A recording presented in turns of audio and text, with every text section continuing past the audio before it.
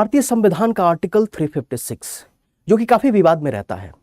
356 जिसके तहत प्रेसिडेंट के द्वारा प्रेसिडेंट रूल इंपोज की जाती है किसी भी पर्टिकुलर स्टेट में। नाउ तो इसी केस पे आज इसके तहत हम लोग एक केस पे चर्चा करेंगे जो है SR Mumbai versus union of India 1994। और यहाँ पे सुप्रीम कोर्ट के द्वारा आर्टिकल 356 को एनालिसिस की गई है और कुछ सजेशंस भी प्रोवाइड किए गए हैं। तो आइए स्टार्ट करते हैं आज के इस सेशन को। नाउ बिफोर वी बिगिन हम लोग इससे पहले एक बैकग्राउंड को देखेंगे, एसआर बोम्मई जी के बारे में थोड़ा चर्चा करेंगे। एसआर बोम्मई जो कि कर्नाटका चीफ मिनिस्टर थे और ये अप्रैल 1988 से लेकर 1989 तक ये चीफ मिनिस्टर रहे जो जनता दल गवर्नमेंट से थे। और यहाँ पे जनता दल गवर्नमेंट यानी हम कहें कि कर्नाटका सरकार को डिसमिस कर दी गई, जो लेजिस्लेटिव असेंबली थी इसको डिसमिस कर दी गई 21 अप्रैल 1989 को। ठीक है, और यहाँ पे प्रेसिडेंट रूल इंपोज कर दिया गया। तो आखिर इसका क्या बैकग्राउंड था, क्यों प्रेसिडेंट रूल इंपोज की गई, इसके बारे में भी जानते हैं। तो देखिए हुआ यूं कि एक्सपेंशन कैबिनेट की जो कर्नाटका सरकार है इसमें कैबिनेट की एक्सपेंशन चल रही थी, लेकिन कुछ जो एमएलए थे वो डिससैटिस्फैक्शन शो कर रहे थे।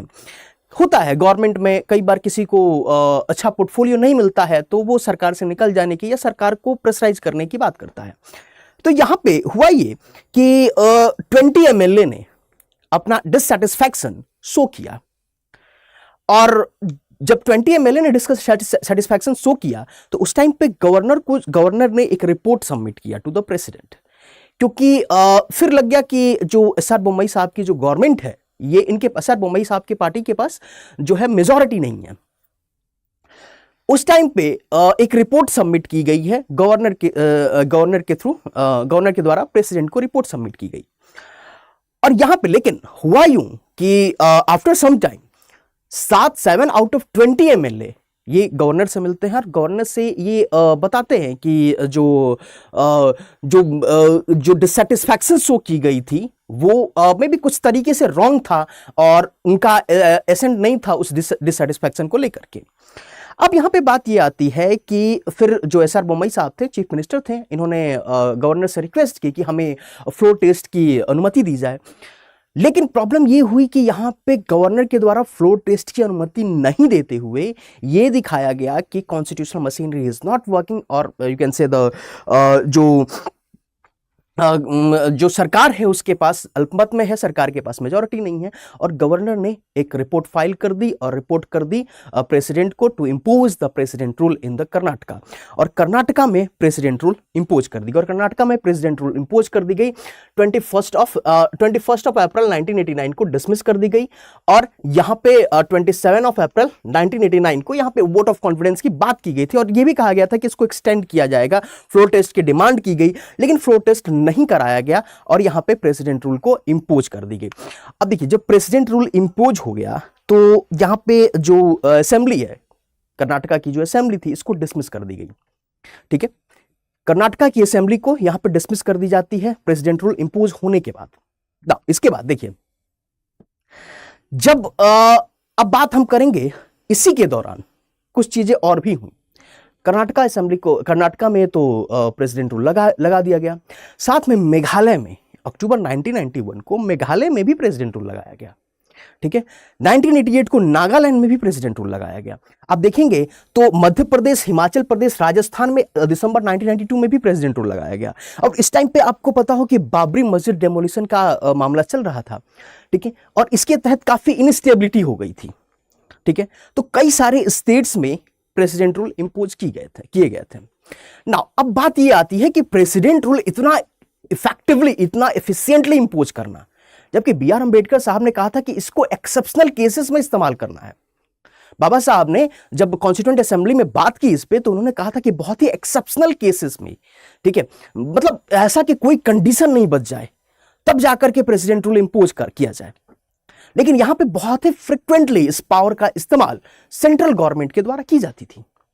ठीक है, नाउ अब हम थोड़ा सा कुछ आर्टिकल्स को समझेंगे क्योंकि हमें आर्टिकल 355 और 356 इसको समझना होगा। अगर हम इसको समझ जाते हैं तो हम जो जजमेंट है उसको हम अच्छे से जजमेंट से कनेक्ट हो पाएंगे। नाउ बात करते हैं आर्टिकल 355 की। तो देखिए आर्टिकल 355 क्या कहता है। आर्टिकल 355 कहता है कि it is the duty of union to protect the against the external aggression and internal disturbance. यानी अगर कोई भी इंटरनल डिस्टर्बेंस हो, एक्सटर्नल एग्रेशन हो, तो ये ड्यूटी है यूनियन की कि वो स्टेट को प्रोटेक्ट करेगा।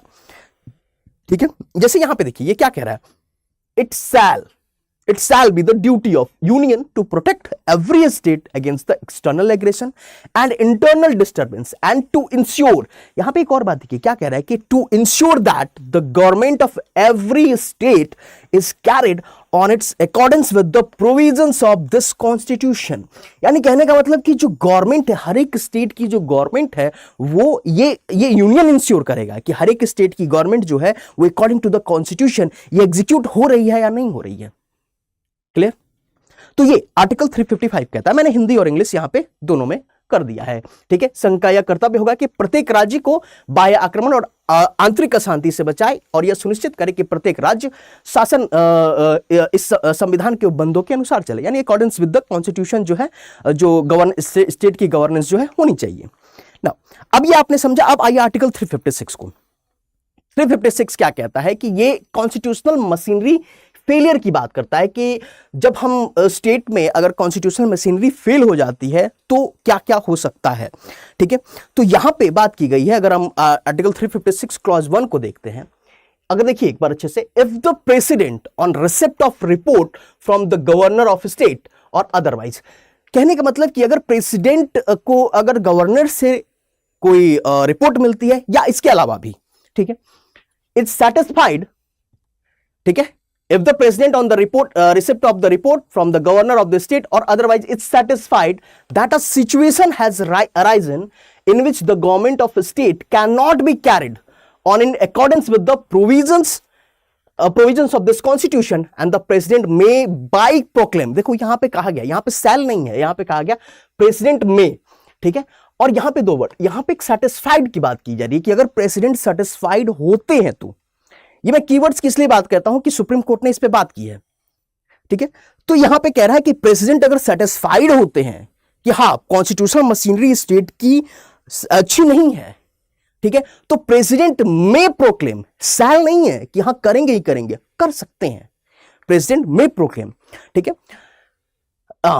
नाउ सब क्लॉज ए पे आइए, assume to himself or any of the function of the government of a state and all or any of the powers vested in or exercisable by the governor or anybody or authority in the state other than the legislature of the state। कहने का मतलब ये है कि इस time पे जो functions होंगी, जो पावर होगा स्टेट्स की, एग्जीक्यूटिव पावर होगी, वो प्रेसिडेंट के हाथ में होगी और प्रेसिडेंट उसको गवर्नर को दे सकते हैं। ठीक है, या किसी अलग अथॉरिटीज को वो पास ऑन कर सकते हैं। ठीक है, यानी वहां पे जो फंक्शंस होंगे अब वो प्रेसिडेंट के हाथ में चला जाएगा अगर प्रोक्लेमेशन यानी प्रेसिडेंट रूल इंपोज की जाती है तो। Now declare that the power of the legislature of the state shall exercised by the under the authority of the parliament। ये भी हो सकता है कि जो देखिए दो चीजें होती हैं कि जो स्टेट लेजिस्लेचर को डिसमिस कर दी जाए या सस्पेंड कर दी जाए, और पावर जो है स्टेट लेजिस्लेचर की जो पावर है वो कहां पे चली जाएगी, पार्लियामेंट के पास चली जाएगी। ठीक है, नाउ सी को देखिए, make such incidental and consequential provision as appear to the president may be necessary or desirable for giving effect to the object of the proclamation। इसके अलावा भी और कुछ किया जा सकता है। ठीक है, including provision for the suspending in whole or in part of operation any provision of the constitution relating to the anybody or the authority in the state। now इसके साथ अगर देखिए तो क्या कह रहा है कि provided that nothing in this clause shall authorize the president to assume himself any of the power vested in the exercisable by the high court। कहने का मतलब कि हाई कोर्ट का जो पावर है, ऐसा नहीं कि हाई कोर्ट का पावर चला जाएगा प्रेसिडेंट के पास, नहीं, हाई कोर्ट का पावर हाई कोर्ट के पास ही रहे, हाई कोर्ट के पावर पे कोई इंपैक्ट नहीं होगा इस प्रोविजन, यानी अगर प्रोक्लेमेशन होती है प्रेसिडेंट रूल की तो हाई कोर्ट के पावर पे कोई इफेक्ट नहीं होगा। नाउ इसके अलावा देखिए, any such proclamation may be revoked और varied by a subsequent proclamation. कहने का मतलब ये है कि ये जो प्रोक्लेमेशन है इसको रिवोक भी की जा सकती है या इसके अलावा अलग कोई प्रोक्लेमेशन भी दी जा सकती है। ठीक है, नाउ अब देखिए ये कहता है कि यदि ये प्रोक्लेमेशन होता है तो every proclamation under this article shall be laid before each house of parliament and shall except where it is a proclamation revoking a previous proclamation cease to operate at expiration of the 2 month unless before the expiration of the period it has been approved by the resolution of both the house of parliament। देखिए कहने का मतलब कि देखिए अगर proclamation होता है, अगर प्रेसिडेंट प्रोक्लेम करते हैं प्रेसिडेंट रूल को, तो उसे फिर लाना होगा कहां पे, पार्लियामेंट की बोथ हाउस ऑफ पार्लियामेंट में रखना होगा, संसद के दोनों सदनों में रखना होगा और संसद के दोनों सदनों से अप्रूवल लेना होगा। ठीक है, अब ये समझ गए, अगर आप इतनी बातों को समझ रहे हैं आर्टिकल 356 पे, तो आप आगे के चर्चा में बने रहेंगे, आगे के चर्चा में आपको इंटरेस्ट आएगा। ठीक है, क्योंकि जब सुप्रीम कोर्ट इसी को एनालाइज करता है। नाउ अब आगे हम बात करते हैं, ये मैंने हिंदी में भी लिख रखा है, हिंदी में भी आपको दे रखा है। नाउ अब हम बात करते हैं कि सुप्रीम कोर्ट के सामने क्या क्वेश्चन है। क्वेश्चन ये है, 3 क्वेश्चन, मेजर 3 क्वेश्चन आ रहे हैं सुप्रीम कोर्ट के सामने, जिसका आंसर हमें मिलेगा। मेजर 3 क्वेश्चन क्या है कि whether proclamation of the president rule were justiciable, क्या जो प्रोक्लेमेशन यानी जो प्रेसिडेंट रूल लगाई जा रही है क्या वो जस्टिसिएबल है, क्या उसको हम कोर्ट में क्वेश्चन कर सकते हैं, क्या कोर्ट में हम उस पर क्वेश्चन कर सकते हैं, केस कर सकते हैं। ठीक है, जैसे एसआर बोम्मई साहब ने किया, ऐसे हम क्या कोर्ट में क्वेश्चन, यही चीजें आ रही हैं कि क्या कोर्ट में इस पे क्वेश्चन की जा सकती है कि क्या प्रेसिडेंट रूल जो लगाया गया है क्या वो लीगल है, एलिजिबल, क्या वो जस्टिफाइड है। ठीक है, now the scope and limit of the president's power under the article 356, कितना प्रेसिडेंट पावर है, प्रेसिडेंट के पास कितनी पावर है, आर्टिकल 356 के तहत किस एक्सटेंट तक प्रेसिडेंट के पास पावर है, प्रेसिडेंट क्या कर सकते हैं। ठीक है, तो ये भी हम लोग डिस्कस करेंगे, तो ये भी एक क्वेश्चन होता है। अब whether the proclamation of the president rule comes under the scope of judicial review और नॉट, कहने का मतलब कि क्या जुडिशियल रिव्यू होगी यहां पे, क्या प्रेसिडेंट रूल पे जुडिशियल रिव्यू हो सकती है। ना अब इस तीनों क्वेश्चन का आंसर जो है हमें इस जजमेंट से मिलता है। ठीक है, काफी इंपॉर्टेंट जजमेंट है, ये आप सभी को जरूर समझना है, आपके प्रीलिम्स और मेंस दोनों पॉइंट ऑफ व्यू से काफी इंपॉर्टेंट हो जाता है।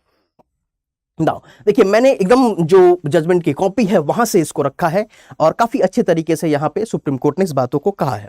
सबसे पहले हम बात करते हैं जुडिशियल रिव्यू को लेकर के। ठीक है, तो यहां पे सुप्रीम कोर्ट ने कहा है कि देखिए आर्टिकल 356 के तहत अगर हम प्रोक्लेम कर रहे हैं, अगर प्रेसिडेंट रूल प्रोक्लेम की जा रही है तो वो जुडिशियल रिव्यू होगी, उस पर जुडिशियल रिव्यू होगी। ठीक है, और यहां पे बात यह भी आती है कि जो बात अभी मैंने आपसे कहा आर्टिकल 356 क्लॉज 1 जो कहता है सेटिस्फैक्शन की, कि प्रेसिडेंट जब सेटिस्फाइड हो तो कितना, क्या हम मानें, कैसे मानेंगे कि प्रेसिडेंट सेटिस्फाइड है या नहीं है। ठीक है, on which ground president satisfied है। अगर आप इंपोज कर रहे हो, अगर आप प्रेसिडेंट रूल इंपोज कर रहे हो तो किस ग्राउंड पे आपने इंपोज किया प्रेसिडेंट रूल, वो क्या ग्राउंड है जहां पे प्रेसिडेंट रूल इंपोज की गई है। ठीक है, यहां पे वही बात की गई है, the exercise of the power by the president under the article 356 clause 1 to issue proclamation is subject to the judicial review at least to the extent of examine whether the condition of president to the issuance of the proclamation have been satisfied or not। ठीक है, जो आप satisfaction की बात कर रहे हो कि यानी जो आप प्रेसिडेंट है, यानी जो भी कंडीशंस हैं, जिस मटेरियल जिस ग्राउंड पे आपने लगाया है क्या वो सेटिस्फाइड है या नहीं है। ठीक है, and this examination will necessary involve thus scrutiny as to whether there existed material for the satisfaction of the president that a situation had arisen in which the government of the state could not be carried on in accordance with the provision of the constitution। कहने का मतलब यही है कि यहां पे एक बात कही जा रही है, सुप्रीम कोर्ट ने ये बात कहा कि आप जो ग्राउंड दे रहे हो तो वो ग्राउंड जो है सेटिस्फाइड होना चाहिए, वो ग्राउंड प्रूव होना चाहिए कि हाँ कि जो स्टेट है ये एबल नहीं है कि वो accordance with the constitution, provisions of the constitution वो वर्क कर सके। ठीक है, यानी वो जो मटेरियल है, जो ग्राउंड है वो सेटिस्फाइड होना चाहिए। ठीक है, ये बात यहां पे सुप्रीम कोर्ट कहती है। अच्छा, सो यहां पे एक आर्टिकल है, इसको भी थोड़ा ध्यान रखिए। यहां पे क्या कहता है, यहां पे एक बात जो गवर्नमेंट की तरफ से आर्गुमेंट दी गई इस बात पे कि आर्टिकल से देखिए आर्टिकल 74 क्लॉज 2 ये कहता है कि जो कि ये कहता है कि अगर कोई एडवाइस, क्योंकि आपको पता है कि प्रेसिडेंट जो काम करते हैं, प्रेसिडेंट जो अपना वर्क करेंगे on the advice of council of minister, union council of minister. Union council of minister क्या करेंगे, एडवाइस करेंगे प्रेसिडेंट को, ठीक है। तो प्रेसिडेंट अपना कोई वर्क करते हैं, ठीक है। यानी अगर प्रोक्लेमेशन ही करना है तो यूनियन काउंसिल ऑफ मिनिस्टर के रिकमेंडेशन पे, एडवाइस पे ही करेंगे, और इस एडवाइस को कोर्ट में चैलेंज नहीं किया, कोर्ट में डिस्कस नहीं किया जा सकता है, ठीक है। आर्टिकल 74 क्लॉज 2 यही बात कहता है। यह कहता है no court can inquire into whether any advice was given by the council of minister to the president or the nature of that advice, ठीक है। इस एडवाइस की प्रकृति क्या है, क्या नेचर है और क्या एडवाइस है, उस एडवाइस को क्वेश्चन नहीं की जा सकती है, ठीक है। ये गवर्नमेंट कहती है सुप्रीम कोर्ट के सामने, ठीक है। नाउ सुप्रीम कोर्ट का क्या रिएक्शन है? अब सुप्रीम कोर्ट कहता है कि ठीक है, मैं ये क्वेश्चन नहीं कर रहा हूं कि आपने एडवाइस क्या दिया, ठीक है, आपके नेचर ऑफ एडवाइस क्या है, ये क्वेश्चन मैं नहीं कर रहा हूं। मैं क्वेश्चन ये कर रहा हूं कि वो ग्राउंड क्या है, वो ग्राउंड क्या, वो मटेरियल क्या है जिस ग्राउंड पे आपने प्रोक्लेम किया, प्रेसिडेंट ने प्रेसिडेंट रूल को प्रोक्लेम किया, ठीक है। वो प्रूफ होना चाहिए ना कि भाई किस ग्राउंड पे हम एवी किसी भी स्टेट पे प्रेसिडेंट रूल लगा सकते हैं। तो ये हो सकता है कि आप पॉलिटिकली मोटिवेटेड हो, पॉलिटिकल मोटिवेशन की वजह से भी प्रेसिडेंट रूल इंपोज की जा सकती है। सुप्रीम कोर्ट का कहना है कि ऑब्वियस सी बात है, और क्योंकि यहां पे प्रेसिडेंट रूल से फेडरलिज्म को भी खतरा है, federal nature of the constitution, ये भी हमारा खतरा है, ठीक है। तो यहां पे यही बात की गई है कि यहां पे कहा गया कि नहीं, आपके हम एडवाइस पे क्वेश्चन नहीं कर रहे हैं, आपके एडवाइस को डिस्कस भी नहीं कर रहे हैं, हम उस मटेरियल को डिस्कस कर रहे हैं, ठीक है, उस मटेरियल को डिस्कस की जा रही है, ठीक है। दूसरी बात यहां पे क्या कह रहा है कि as the regard of the question whether the validity of the proclamation issue under the article 356 clause 1 can be challenge even after it has been. एक बात और है, एक चीज और क्वेश्चन होता है कि सर प्रेसिडेंट ने प्रेसिडेंट रूल इंपोज कर दिया, मतलब प्रोक्लेम कर दिया, प्रोक्लेम करने के बाद अप्रूवल के लिए चला गया, तो क्या प्रोक्लेमेशन होगा उसी टाइम पे कोर्ट रिव्यू कर लेगी, कोर्ट उसको स्टक डाउन कर सकती है, या फिर अप्रूवल मिलने के बाद भी कर सकती है? जब पार्लियामेंट का अप्रूवल ही मिल गया फिर क्या मतलब है, फिर तो कोई ऐसा होना नहीं चाहिए। कोर्ट का यहां कहना है कि नहीं, अगर यह पाया जाता है, ग्राउंड ये अगर होता है कि आर्बिट्ररी तरीके से प्रेसिडेंट रूल को इंपोज की गई है, तो इन दैट पर्टिकुलर केस उसको भी स्टक डाउन की जा सकती है कि अगर पार्लियामेंट का अप्रूवल मिलने के बाद भी उसको स्टक डाउन की जा सकती है, ठीक है। यही बात यहां पे कही गई है, ठीक है। क्या है कि can be challenge even after it has been approved by both the house of the parliament under the clause 3 of the article 356, ठीक है। यहां पे ये कह रहा है कि there is no reason to make a distinction between the proclamation so approved and a legislation enacted by the parliament, ठीक है। if the proclamation is invalid it does not stand validated merely because it is approved by the parliament, ठीक है। अगर proclamation invalid है तो parliament ने approve कर दिया, इसका मतलब ये नहीं कि पार्लियामेंट ने अप्रूव कर दिया तो वो वैलिड होगा, नहीं, तो भी वो इनवैलिड होगा, ठीक है। यानी जो ग्राउंड्स है, the grounds for the challenging the validity of the proclamation may be different from those challenging the validity of a legislation. Ground अलग हो सकता है, ठीक है। That does not make any difference to the vulnerability of the proclamation on the limited ground available, ठीक है। देखो कहने का मतलब यह है कि हमें मतलब किससे है, हमें मतलब है उस ग्राउंड से, जिस ग्राउंड पे आप अगर देखोगे तो ये सारी चीजें एक ही तरफ सेंट्रलाइज्ड करती हैं कि वो ग्राउंड जो है, जिस ग्राउंड पे प्रेसिडेंट रूल इंपोज की जा रही है वो ग्राउंड वैलिड होना चाहिए, वो ग्राउंड अप्रूव्ड होना चाहिए, ठीक है, कि हाँ ये कॉन्स्टिट्यूशनल मशीनरी फेल है तभी लगाई गई है। कर्नाटका वाले केस में, यहां पे सुप्रीम कोर्ट में ये बात हुई, कर्नाटका वाले केस में एक चांस दी जा सकती थी, फ्लोर टेस्ट के लिए ऑफर किया जा सकता था, ठीक है। नाउ तो ये चीजें मैंने हिंदी में भी दे दी हैं। नाउ प्रेसिडेंट बाय हिमसेल्फ, एक बात और हुई कि क्या प्रेसिडेंट सस्पेंड और डिसॉल्व दोनों कर सकते हैं, ठीक है। तो यहां पे एक चीज ये है कि president by himself can only temporarily suspend the legislative assembly. कहने का मतलब कि जब प्रेसिडेंट प्रोक्लेम करते हैं और उसको फिर भेजा जाता है हाउस में, both house of the parliament, तो जब तक both house of the parliament से अप्रूवल नहीं मिल जाती तब तक प्रेसिडेंट सिर्फ किसी भी स्टेट असेंबली को टेम्पररी बेसिस पे सस्पेंड कर सकते हैं, ठीक है, टेम्पररी बेसिस पे। मैं फिर कह रहा हूं, सुप्रीम कोर्ट का कहना है कि टेम्पररी बेसिस पे सस्पेंड की जा सकती है किसी भी स्टेट लेजिस्लेटिव असेंबली को। Dissolution of the assembly come with the majority approval of the both house of the parliament, यानी डिसोल्यूशन तब होगा जब अप्रूवल पार्लियामेंट से अप्रूवल मिल जाएगा, ठीक है। अगर अप्रूवल नहीं मिलता है तो जो सस्पेंड की गई है उसको रिवोक भी किया जा सकता है, ठीक है। तो स्टेट की असेंबली को रिस्टोर भी की जा सकती है, यह भी सुप्रीम कोर्ट का यहां पे कहना था, ठीक है।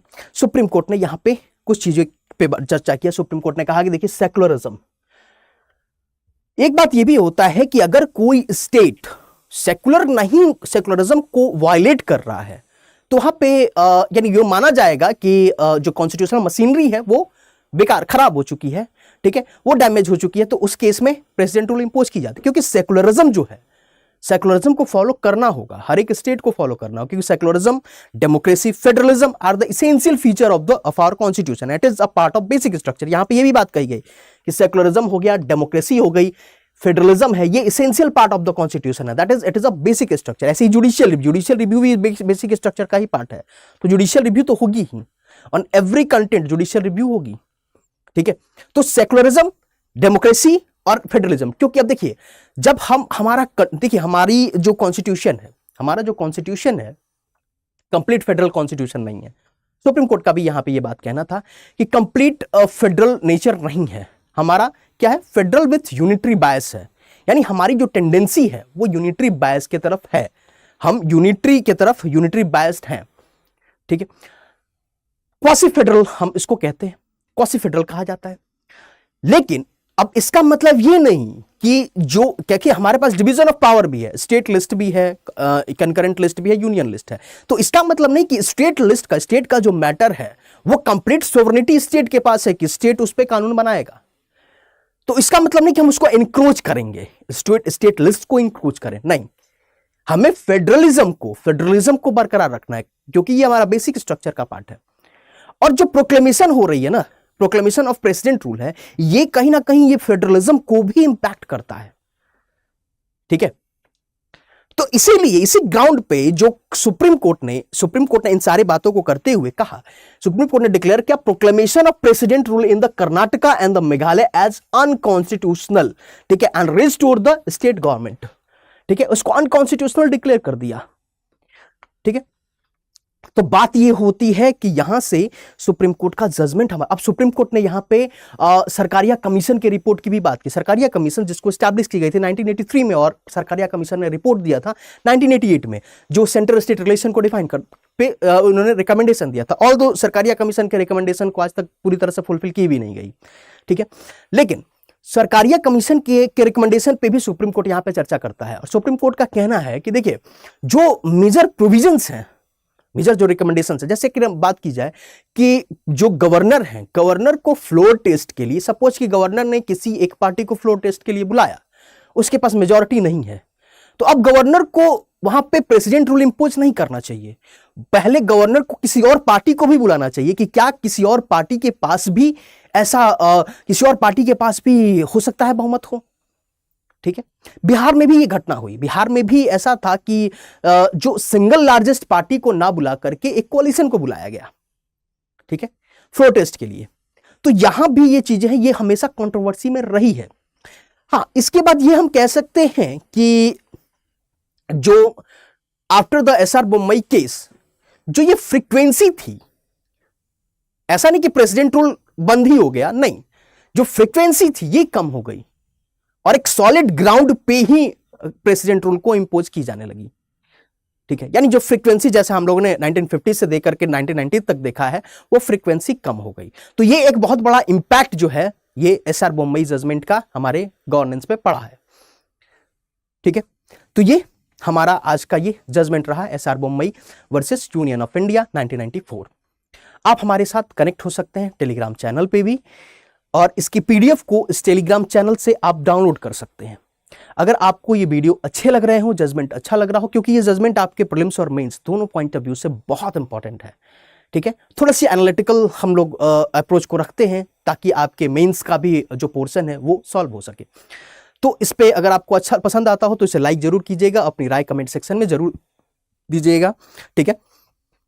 क्योंकि अभी एक स्टूडेंट ने हमसे कहा था कि हमारे जो पिछले वीडियोस हैं उनमें उन्होंने कहा था कि सर हिंदी वर्ड्स को भी इस्तेमाल करें, इसलिए मैंने इसमें हिंदी वर्ड्स का भी इस्तेमाल किया है।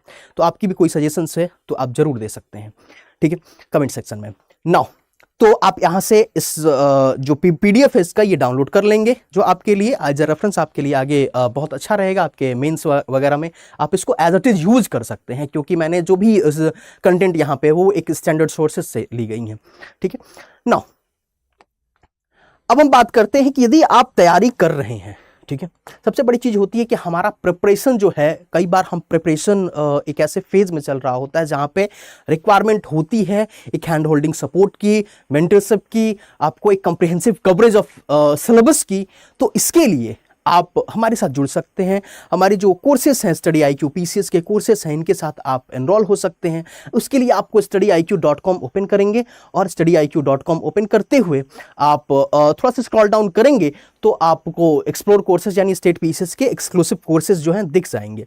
और स्टेट PCS के जो कोर्सेज हैं यहाँ पे देखेंगे आप उत्तर प्रदेश, बिहार, मध्य प्रदेश, पंजाब, ठीक है, उड़ीसा, हरियाणा, असम, JNK, वेस्ट बंगाल, महाराष्ट्र, यानी ये स्टेट PCS के कोर्सेज यहाँ पे अवेलेबल हैं। तो यदि आप इन स्टेट PCS के की तैयारी कर रहे हैं तो आप बहुत इजीली तरीके से इसे ज्वाइन कर सकते हैं और काफ़ी अफोर्डेबल प्राइस में आप इसे परचेज कर सकते हैं और एक अच्छी कॉम्प्रिहेंसिव लेक्चर्स का बेनिफिट ले सकते हैं। क्योंकि आज के टाइम पे आपको conceptual clarity with the fact के साथ कॉन्सेप्चुअल क्लैरिटी की भी रिक्वायरमेंट है।